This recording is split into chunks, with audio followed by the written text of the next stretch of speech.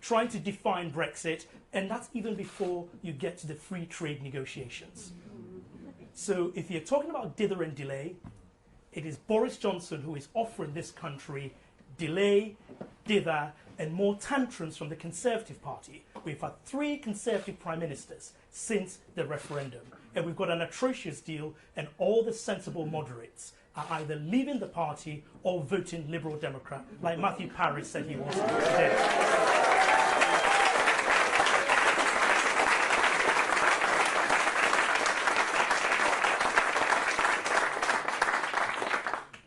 So that brings me to why I am here. Throughout the Brexit process, I made a decision that I was going to put the national interest first. I resigned from a senior job in government. It was a job that was in the cabinet before Theresa May arrived. David Willett, Greg Clark, Joe Johnson, when they held my job, they all sat in cabinet. Theresa May decided she didn't want 2 Johnsons in her cabinet, so she relegated the job to being an outside of cabinet job. But I could have kept my head down. Just keep quiet, let this blow over, you would advance your own career, Sam. But I decided that this is too important just to keep my head down for. I am not in politics to make up the numbers. I am not in politics just to go along. And then I realized that if I kept going the way I was doing, that Boris Johnson was going to withdraw the whip and make me someone who wasn't a member of the Conservative Party, essentially an outcast. And I thought, fine. So I stand before you, having given up a ministerial job, and the seat that I represented, I had a majority of 24,000. I got 58% of the vote. In every election that I stood, the majority went up, even when the national swing was against us. I chose not to keep my head down, but I have chosen to stand up for the values of tolerance and openness that we want in our country.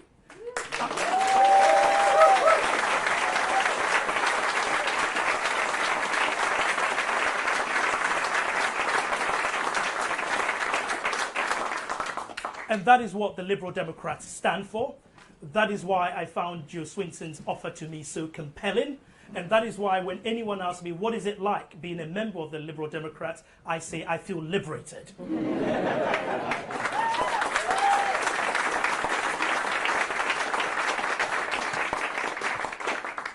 And we are winning. The most undersold story of this year is that Liberal Democrats are winning. Huge gains in council elections. We beat Labour and the Conservatives in the European elections. Lots of MEPs. We are winning. And I want us to win here in Kensington. I want us to win because the race is between us and Labour, and we do not want Jeremy Corbyn's candidate elected here, because if she gets elected, she will not be able to control Corbyn. If she could have got Corbyn to be a Remainer, she could have done it since 2017. She hasn't been able to do it up until now. The Conservatives are out of the race. The Liberal Democrats, as the Best for Britain researcher, are the party to vote for if you want a Remain MP. And I'll finish by saying one thing. Because if we don't do it, if we don't get it right, our children, our grandchildren are going to live in a country where Nigel Farage's values are what define their future.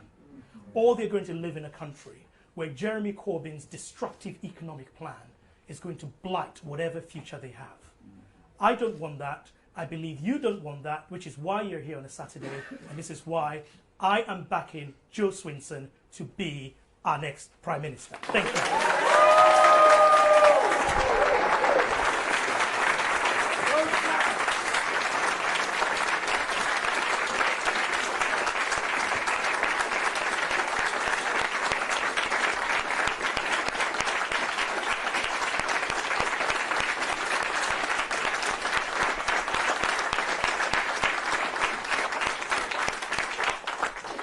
Well, it gives me great pleasure to follow the next MP for Kensington. And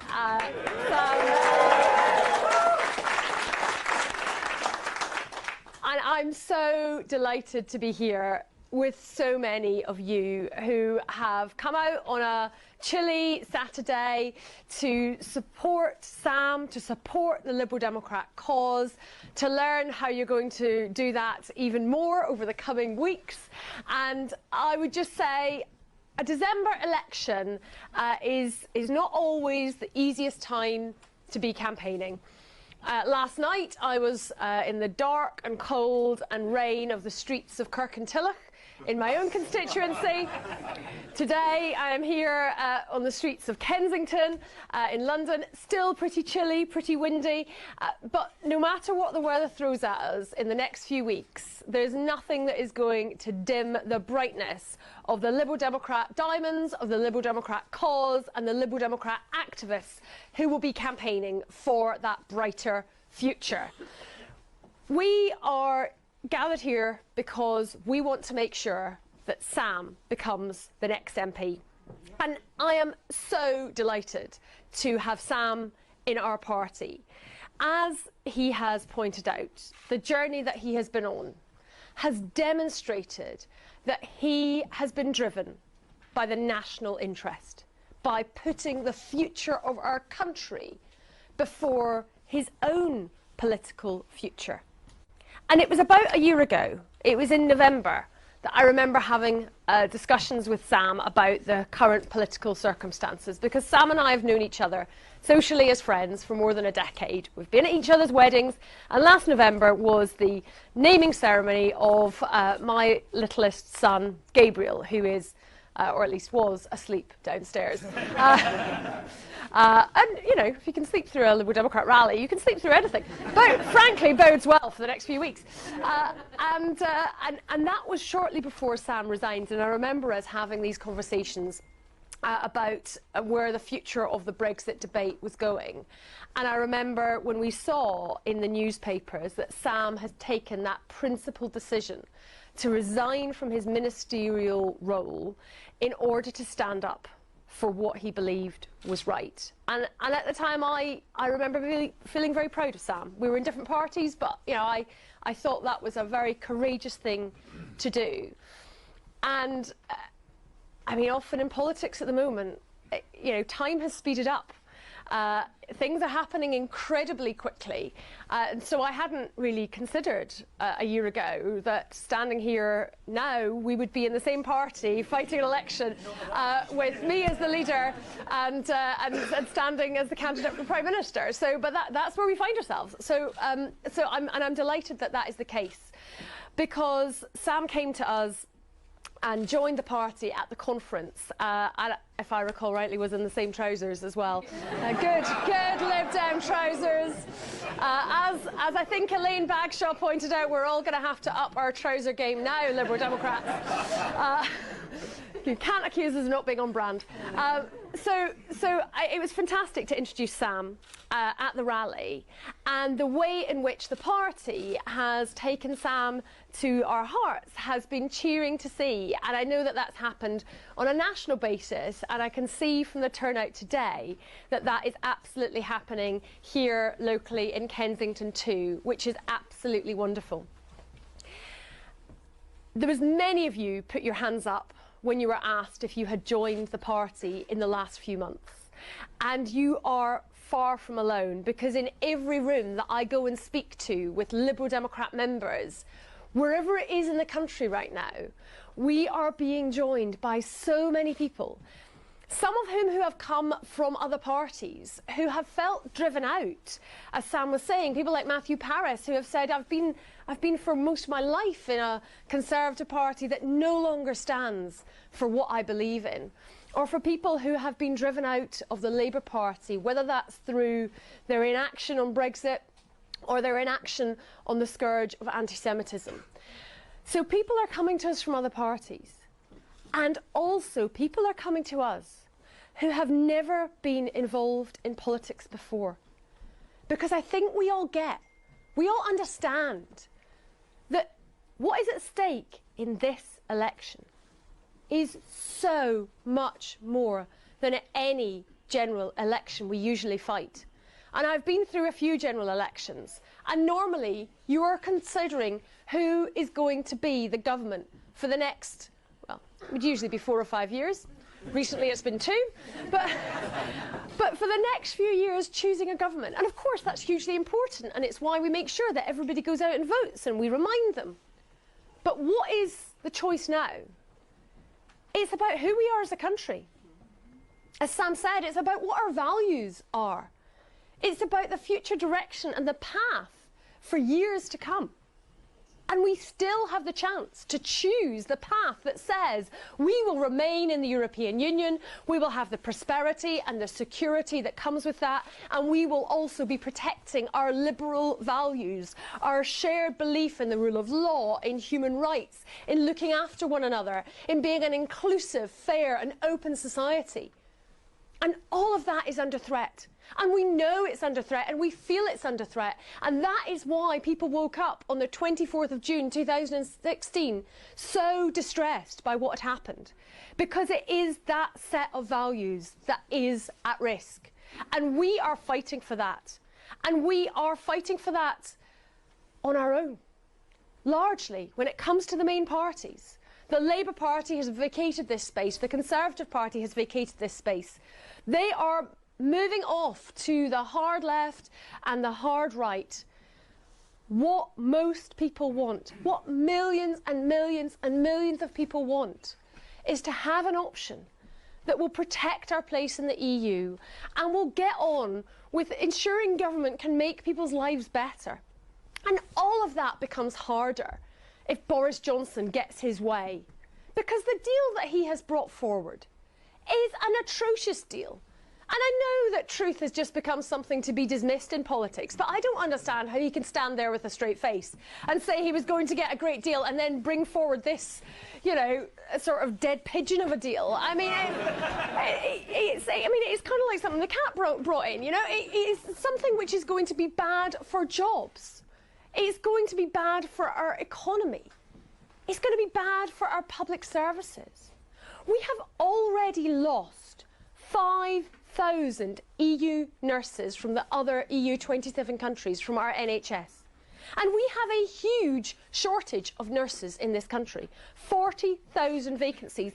We can ill afford to be losing 5,000 EU nurses. And how many more will be lost in the years to come? Amen. On environmental protections, on workers' rights, Boris Johnson has, in plain sight, removed the flaky protections that Theresa May had in the withdrawal agreement and taken them out of that binding treaty and put them in the political declaration that isn't worth the paper that it's written on. And then has the cheek to stand there and say that, of course, it's going to be protected. Well, you know, I mean, Fox in charge of the hen house does rather spring to mind. I mean, you know, you cannot trust Boris Johnson on workers' rights. I know, I was the Employment Relations Minister in the coalition, so I'm very well aware that you cannot trust the Conservatives with workers' rights, because I had to stand up to them day in, day out. And we know that they don't really care about the environment. You know, you know, that green crap, as Cameron called it. You know, their commitment to that is skin deep. And, you know, we had the endorsement of President Trump for Boris Johnson on the radio this week in a sort of cosy triangle between Farage, Trump and Johnson. You know, Trump, who, of course, you know, pulled out of the Paris Climate Accords and, you know, questions whether the scientists actually know what they're talking about, or whether maybe somebody who just, you know, swears in capitals on Twitter might have a better idea. So that is what that Brexit deal means for our country. And we cannot let our future rest in his hands. He is not fit to be our Prime Minister. Neither is Jeremy Corbyn. And so I didn't ever expect to be standing here and saying I am a candidate for Prime Minister. But I am. And what's more, I'm absolutely certain I can do a better job than either of those.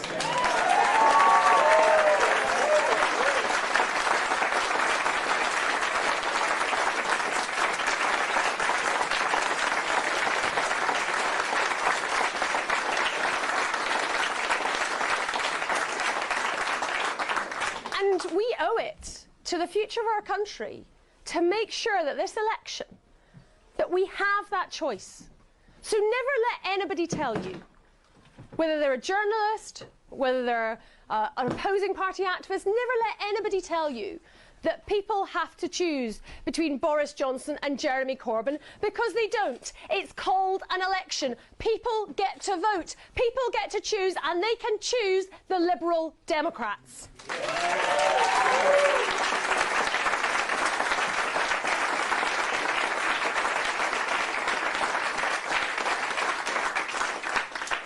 And the reason that we can say that with confidence is that we know from our polling that things have changed. This is a different election because people are voting on different lines. People are worried about the future, and they recognise that those tired old parties do not offer hope. We won London at the European elections. We beat both the Conservatives and the Labour Party for the first time in a national election for 100 years. Things are changing, and we are able to win in seats that we have never even had a prospect of doing so before. And so I stand here in front of you in Kensington. Kensington, a seat that, yes, the Liberal Democrats absolutely can win, and it is by winning seats like Kensington that we will make that difference. So my ask of you all is very clear. There are now less than 6 weeks between now and polling day. The choices that you make about what you do with your time, with your shoe leather, with your gloves and scarves and hats in the next few weeks could make a massive difference to the future of our country. People can change the future, and it's typically not one person standing on their own.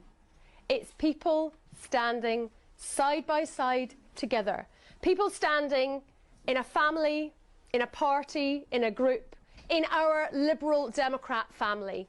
And I know when I look around the room that we have the skills, we have the motivation, we have the energy to win this seat here in Kensington, to make Sam Gyimah your next MP for Kensington, and to make sure we have a Liberal Democrat future.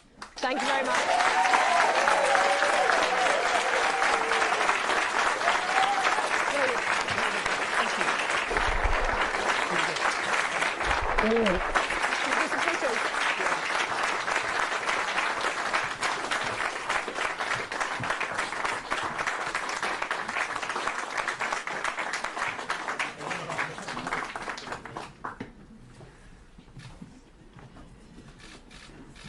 I've also been asked to say, after the photographs, there's going to be a slight pause while Sam and Joe do some media, take some media questions, and then afterwards I think Sam will come back to kick off the next bit of the afternoon.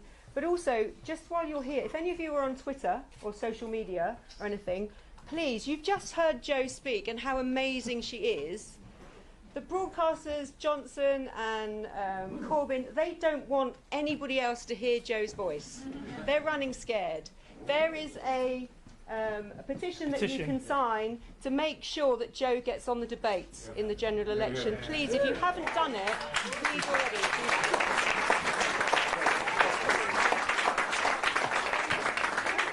Absolutely right. Otherwise, we're going to have a leave debate. Yeah. Corbyn and Johnson. I don't want that.